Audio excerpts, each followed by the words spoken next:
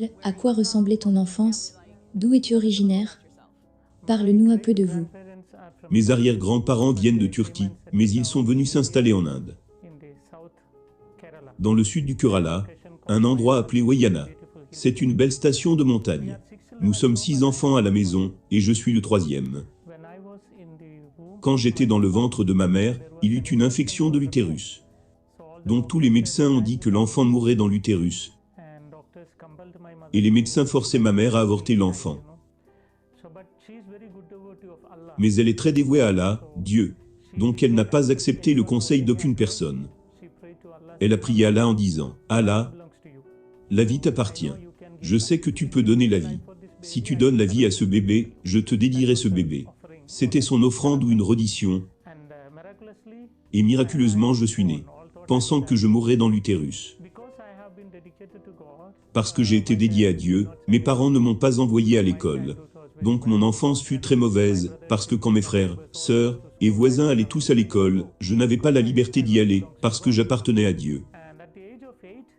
Et à l'âge de 8 ans, ils m'ont envoyé dans un collège arabo-musulman, pour faire de moi un musulman Molana. Donc jusqu'à 8, si vous me demandez, je ne me rappelle pas de toutes les choses, mais je me souviens entre 5 et 8 de certaines de ces choses. Donc mon enfance n'était pas très heureuse, parce que c'était contre mon souhait. Vous savez, ils ne m'ont pas demandé, « Es-tu prêt pour aller pour Dieu ?» Rien de tel. Ils ont eux-mêmes offert, et ils ont dit que tu es pour Dieu. Tu es devenu un imam avant d'avoir 18 ans, n'est-ce pas? Oui. Comment cela s'est-il passé? Ok. Pour nous, pour devenir musulman Molana, cela signifie que vous devez étudier la philosophie et la théologie. Donc dans la philosophie, vous aurez 5 ans, ou presque. Pendant ces 5 années, vous aurez à étudier la métaphysique, l'épistémologie, la logique, etc. et la langue arabe également. Puis le deuxième terme est votre période de théologie. Il est appelé Muqtasar. Le premier est Muqtasar, et le second est Motowel. Donc dans la période de Motowel, vous aurez à étudier la théologie. Vous savez la théologie morale, et la théologie coranique, les lois de charia et toutes ces choses. En déant les 10 ans, certaines personnes être âgées de 12 ans, mais ceux qui sont très bien, dans les études avec des performances, en déant les 10 ans, ils peuvent achever leurs études. Alors j'ai fait mes 10 ans d'études dans ce collège arabe, celui situé dans Sud Kerala. J'ai fait mes études là. Quand exactement as-tu commencé à penser que cela n'était pas vrai? Quand as-tu commencé à t'éloigner de l'islam, ou je veux dire, quand as-tu commencé à te tourner vers le christianisme? Ok. Alors que je travaillais dans un moshi musulman comme un imam, comme un prêtre de la congrégation, une fois je prêchais dans la mosquée que Jésus-Christ n'est pas Dieu. Pour moi, Allah seul était Dieu. Et je crois qu'Allah ne s'est jamais marié, donc pas de fils pour Allah. Donc j'ai prêché là, que Jésus n'est pas Dieu. Alors quelqu'un m'a demandé qui est Jésus, de la foule, peut-être un musulman. Mais il m'a demandé qui est Jésus, je prêchais qu'il n'est pas Dieu, mais la question est, qui est-il? Pour savoir qui il est, j'ai relu encore une fois le Coran entièrement. 114 chapitres, 6666 versets du Coran. Quand je l'ai lu, le nom du prophète Mohammed, je l'ai trouvé dans le Coran dans 4 endroits. Mais le nom de Jésus, je l'ai trouvé dans 25 endroits. Donc j'étais un peu confus. Pourquoi le Coran donne plus de préférence à Jésus? Et la deuxième chose, je ne pouvais pas trouver le nom d'une femme dans le Coran. Le nom de la mère du prophète Mohammed, ou le nom de la femme, ou le nom des enfants. Rien. Dans le Coran il n'y a que seul, le nom d'une femme que j'ai trouvé, Mariam, la mère de Jésus. Pas le nom d'autre femme. Et dans le Saint-Coran, chapitre 3 le nom du chapitre, c'est « Famille de Mariam ». Et le Saint-Coran chapitre 19, le nom du chapitre lui-même est Mariam. Un chapitre est Mariam. Donc j'étais très curieux, pour savoir pourquoi ce Coran dit toutes ces choses. À propos de Mariam, le Saint-Coran chapitre 3 verset 34 et suivant, dit que Marie est née, sans le péché ordinaire. Elle n'a jamais commis aucun péché dans sa vie. Elle était toujours vierge. Coran chapitre 50 verset 23 dit qu'elle est allée au ciel dans son corps physique. Même l'Assomption est écrite dans le Saint-Coran. Puis à propos de Jésus, quand je lis chapitre 3 verset 45 à 55, il y a 10 points que le Coran fait à propos de Jésus. La première chose que le Coran dit, le mot arabe qui signifie la parole de Dieu, et la deuxième chose Ruhollah, qui signifie esprit de Dieu, et le troisième est Issa qui signifie Jésus-Christ. Donc le Coran donne au nom de Jésus, la parole de Dieu, l'esprit de Dieu, Jésus-Christ. Puis le Coran dit que Jésus a parlé quand il était très petit. 2 jours après sa naissance, il a commencé à parler. Le Coran dit que Jésus a créé un oiseau vivant avec de la boue. Il a pris de la boue, a formé un oiseau. Quand il a respiré dessus, c'est devenu un oiseau vivant. Donc j'ai pensé, il peut donner la vie. Il donne la vie à cette argile de boue. Et puis le Coran dit que Jésus a guéri un homme né aveugle, et un homme avec la lèpre, etc. Curieusement, le Coran dit que Jésus donne la vie aux morts. Jésus est allé au ciel. Il est toujours vivant, et il reviendra. Quand j'ai vu toutes ces choses dans le Coran, ma pensée était que dit le Coran à propos de Mohammed.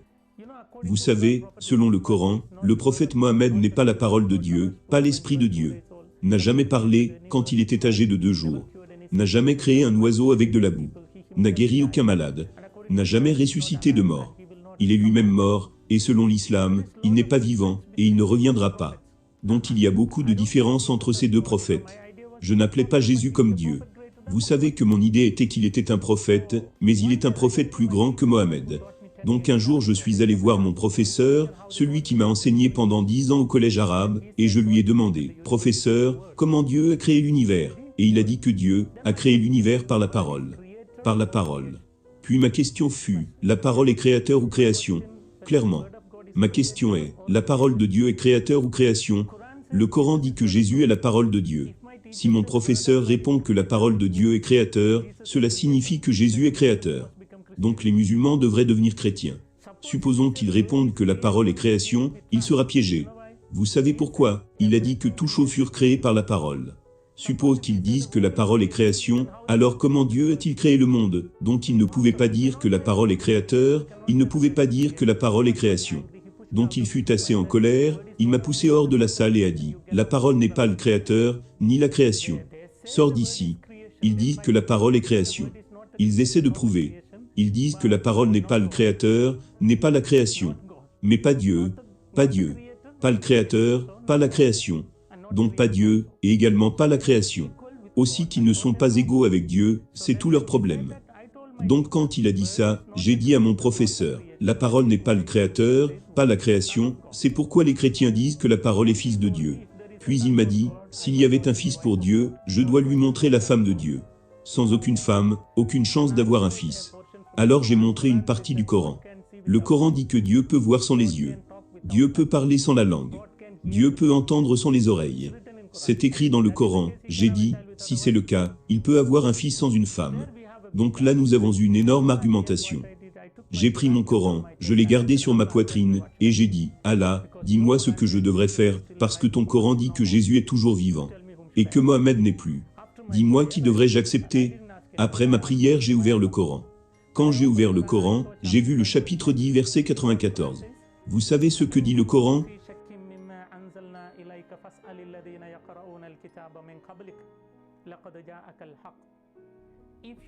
Si tu as un quelconque doute dans ce Coran que je vous ai donné, va et lis la Bible.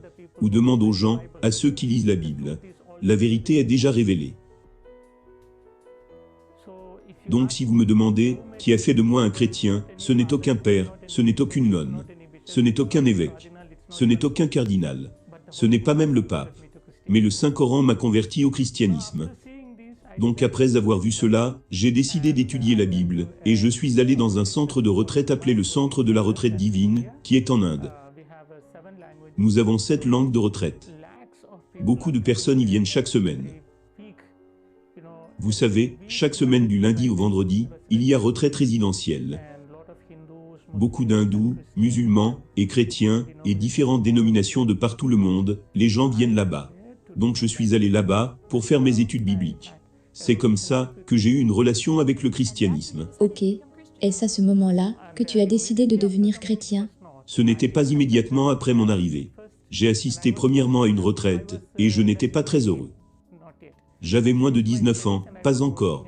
J'ai terminé mes études, et je travaillais dans un collège arabe. Plutôt, je travaillais dans une uchi. Donc j'avais moins de 19, et alors que je faisais mes études bibliques, il y a eu beaucoup de points qui m'ont touché dans la Bible. Le premier jour, le Père a lu Jean chapitre 1 verset 1. Au commencement était la parole. La parole était avec Dieu. La parole était Dieu. La parole est devenue chair. Donc mon Saint Coran dit que Jésus est la parole de Dieu. Maintenant la Sainte Bible dit aussi que Jésus est la parole de Dieu. Donc j'ai trouvé les deux très similaires. Et j'étais heureux de savoir que j'ai besoin du Coran, et j'ai besoin de la Bible. Tous les deux. J'étais dans l'humeur qu'un jour je peux devenir chrétien, un autre jour musulman, un autre jour chrétien, ainsi de suite. Que j'ai besoin des deux. Pendant que j'y pensais, une autre parole que j'ai entendue c'était Jean chapitre 1 verset 12. C'était une telle parole d'amour pour moi. Parce qu'il est écrit dans la Bible que si une personne accepte Jésus, Jésus lui donnera le pouvoir de devenir enfant de Dieu. Vous savez, dans tous les versets du Coran, Allah appelle les êtres humains esclaves, et Allah est le maître. Le maître ne peut pas aimer l'esclave. L'esclave ne peut pas aimer le maître. Je n'aime pas être appelé esclave par quelqu'un. Le Coran dit que vous êtes esclave. Mais quand j'ai entendu Jean chapitre 1 verset 12, qui dit « Si vous croyez en Jésus, Jésus vous donnera le pouvoir de devenir enfant de Dieu ». Immédiatement j'ai dit « J'ai besoin de Jésus, parce que je veux être un enfant de Dieu ». De là j'ai commencé à appeler mon Dieu « Papa ». Jusque-là je ne savais pas que je pouvais appeler Dieu « Papa ». Vous savez, Jésus a enseigné la prière en langue araméenne. « Notre Père qui est aux cieux ». En langue arabe, « Aboun » signifie « Notre Père ». Et si vous me demandez, je ne peux pas exprimer ma joie chaque fois que j'appelle Dieu, mon Père. Chaque fois que j'appelle Dieu, Père. Et chaque fois que je pense que le Créateur de l'univers est mon Père, j'ai une sorte de joie que je ne peux pas exprimer. C'est au-delà de mon. Une expérience ne peut pas expliquer. Seulement vous pouvez comprendre par expérience. Donc j'aime vraiment appeler mon Dieu, Père. De là j'ai décidé d'accepter Jésus. Donc c'est là que tu as pris la décision de devenir chrétien? Oui. Et l'as-tu dit à ta famille? Non. J'étais resté au centre divin. Et beaucoup d'autres points ont touché ma vie. Et j'ai décidé de devenir chrétien. À ce moment, je manquais à la maison.